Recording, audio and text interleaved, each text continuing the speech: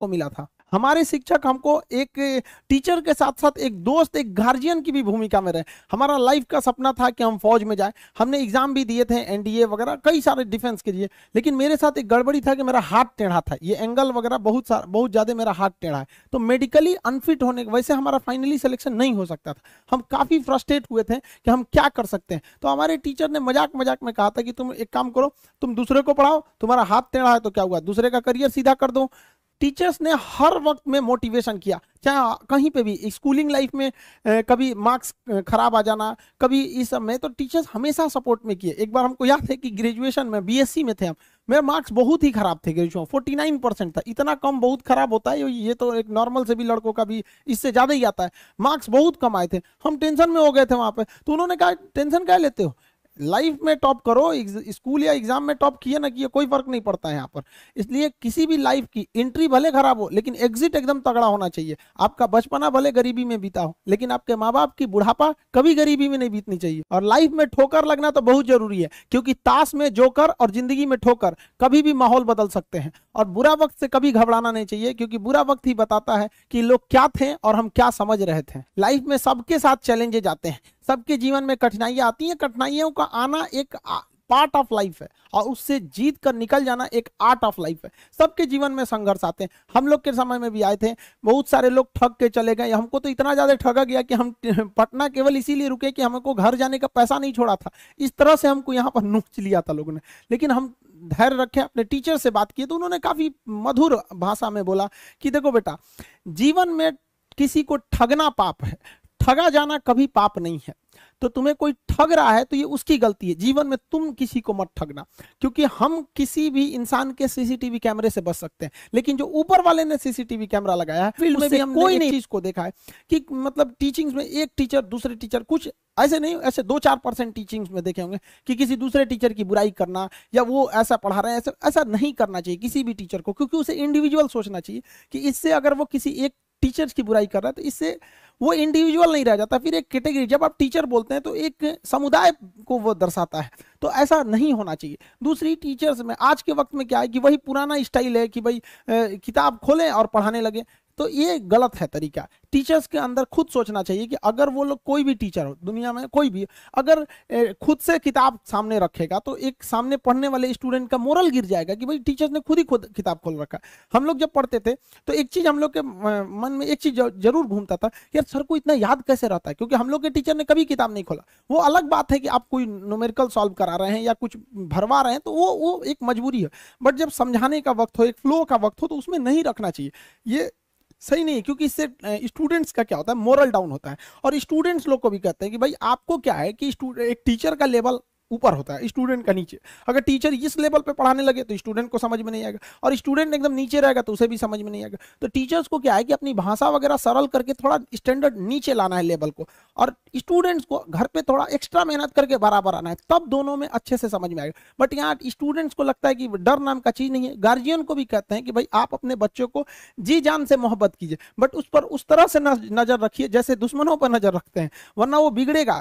दोबारा समय नहीं देता है किसी के पास में। लड़का को फ्रस्ट्रेट होता है तो एक बार अपना टाइम टेबल बनाएगा, सुधारेगा, भाई इतना ऐसा टाइम टेबल बनाओ जो दिल में रहता हो। और बहुत से लड़कों को देखते हैं कि सुबह 4 बजे उठते हैं, हमने अपनी लाइफ में कभी 4 बजे नहीं उठे, उठेंगे तो पूरा दिन डिस्टर्ब रहेगा। आप जिस समय कंफर्टेबल है उस समय उठिए, लेकिन हाँ एक बात जरूर याद रखिएगा, जितना जल्दी उठेंगे उतना ज्यादा आपके पास वर्क टाइम ज्यादा रहेगा। अब देर से सो के उठेंगे तो आप एक अच्छा सा वर्किंग टाइम को गंवा चुके रहेंगे। तो एटलीस्ट कोशिश कीजिए कि भाई बहुत से बहुत तो 6-7 के बीच में उठ ही जाइए, और पहले उठते हैं तो ये अच्छी बात है, लेकिन ऐसा नहीं है कि जो पहले नहीं उठते हैं उनके लिए बहुत गलत बात।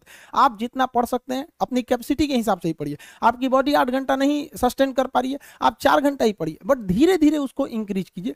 हर चीज के लिए होता है, आप अपनी बॉडी के हिसाब से किसी काम को करिए। आप किसी भी काम को अगर लगातार 21 दिन करते हैं तो धीरे धीरे वो आपकी आदत बन जाती है, और अगर किसी काम को लगातार 90 दिन कर देते हैं तो फिर वो आपकी दिनचर्या बन जाती है। अब आप डिसाइड कीजिए कि आप अच्छे काम को करना चाहते हैं या गलत काम को। जहां आपको कंफर्ट मिलता है वो रास्ता कभी भी कोई मंजिल को नहीं ले जाता। जाती है, क्योंकि मंजिल वाला रास्ता काफी चुनौतीपूर्ण भरा होता है, उसमें कंफर्ट कभी नहीं मिलता है। संघर्ष से व्यक्ति को कभी नहीं भागना चाहिए, क्योंकि जीवन में जो कभी संघर्ष से परिचित नहीं हुआ, इतिहास गवाह है, वो कभी चर्चित नहीं हुआ। और जिंदगी हो या व्हाट्सएप, लोग हमेशा स्टेटस ही देखते हैं। जीवन में संघर्ष का आना बहुत जरूरी है, क्योंकि फूलों की हिफाजत कांटे ही करते हैं, माली तो बहुत बाद में आता है। और रिकॉर्ड वो तोड़ते हैं जिनके रगों में खून नहीं, बल्कि लक्ष्य पाने के लिए जुनून दौड़ता हो। याद रखिएगा, जिस समय आपका किस्मत साथ न दे, समझ जाइएगा कि आपकी मेहनत आपका साथ देगी। किस्मत एक लिफ्ट की तरह होती है, कभी भी धोखा दे सकती है, लेकिन जो मेहनत होती है वो सीढ़ियों की तरह होती है। चढ़ने में तो थकान देगी, लेकिन कभी आपका साथ नहीं छोड़ेगी, आपको अपने मंजिल तक पहुंचाएगी। और बुलंदी पे चढ़ने के बाद आपको घमंड नहीं, बल्कि एक सुकून मिलेगा कि मेहनत जरूर की है, लेकिन अपनी मंजिल तक जरूर पहुंचे। स्टूडेंट लाइफ की सबसे बड़ी खराबी किसी चीज को कल पे टाल देना। आज टीचर्स ने पढ़ाया, कल रिवाइज करेंगे, आज लिखे, कल इसको सॉल्व करेंगे।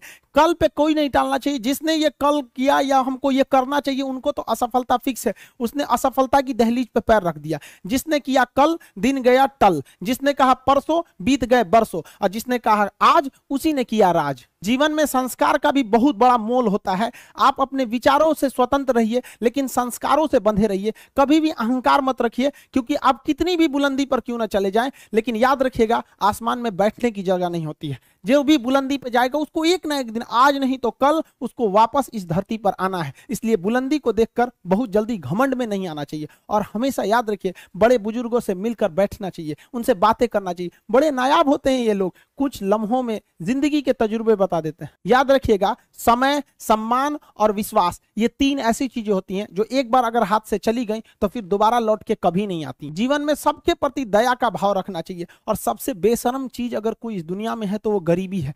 कमबख्त उम्र का भी ख्याल नहीं रखती है। और किसी के वक्त का मजाक मत उड़ाइएगा जनाब, ये वक्त है, सबके चेहरे याद रखता है।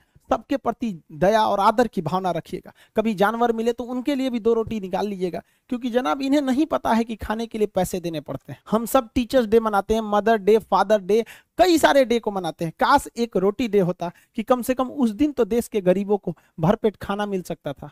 ये जिंदगी है, इसे सीखना बड़ा मुश्किल होता है, क्योंकि जब तक ये समझ में आती है, ये आधी खत्म हो चुकी रहती है। इस जिंदगी में आप चाहेंगे कुछ, मिलेगा कुछ, बनना कुछ और रहेगा। बहुत ही ज्यादा अनसर्टेनिटी होती है इस जिंदगी में। हर कदम पर हमें कुछ ठोकरें लगती हैं और हमें कुछ ना कुछ सीखने को मिलता है। अगर बात करेंगे इस साल की, तो टीचर ऑफ द ईयर, इस बार टीचर ऑफ द ईयर कहेंगे तो कोविड-19 को कहेंगे, क्योंकि इसने बहुत अच्छों को सिखा दिया कि वो क्या थे।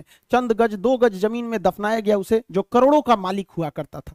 सबको समझ में आ गया कि पैसा धरा का धरा रह जाता है, इंसान कठपुतली है। इसलिए मिल बांट कर रहिए, जितनी जिंदगी है एक दूसरे से संपर्क में रहिए, एक दूसरे के दुख में सुख में भाग लीजिए। किसी के सुख में जाइए या ना जाइए, लेकिन दुख में जरूर साथ दीजिए, क्योंकि अपने वो नहीं होते हैं जो तस्वीर में साथ हों, अपने वो होते हैं जो तकलीफ में साथ देते हैं। इस बार इस कोरोना ने बहुत सारे लोगों को, अपनों को खोया। शायद ही कोई ऐसा गांव होगा जहां अपनों ने नहीं, अपने किसी अपनों को नहीं गंवाया हो। तो उन सब की आत्मा को भगवान शांति दे, उनके परिवार के लोगों को यह हिम्मत दे कि वो इस दुख की घड़ी को निपट सके, इससे जल्दी से बाहर आ सके। और जितने लोग हैं जो अभी कोरोना भी पूरी तरह से खत्म नहीं हुआ है, वैक्सीनेशन को बहुत तेजी से करें, ताकि ये जनजीवन पूरी तरह से अपनी पटरी पर आ पाए। देखिए, बहुत सारे लोगों का कहना है कि कोरोना ने उनका बिजनेस बर्बाद कर दिया, उनका आय का साधन बर्बाद कर दिया, परिवार उजाड़ दिया। हम इस बात को मानते हैं, लेकिन याद रखिएगा, जिसके पास खोने के लिए कुछ नहीं होता है, उसे हराना असंभव होता है। अब याद रखिए, अब आपको जिनको ने बहुत ज्यादा संघर्ष देखा, उन्हें हराना मुश्किल होता है, क्योंकि झूला अगर बहुत पीछे जाता है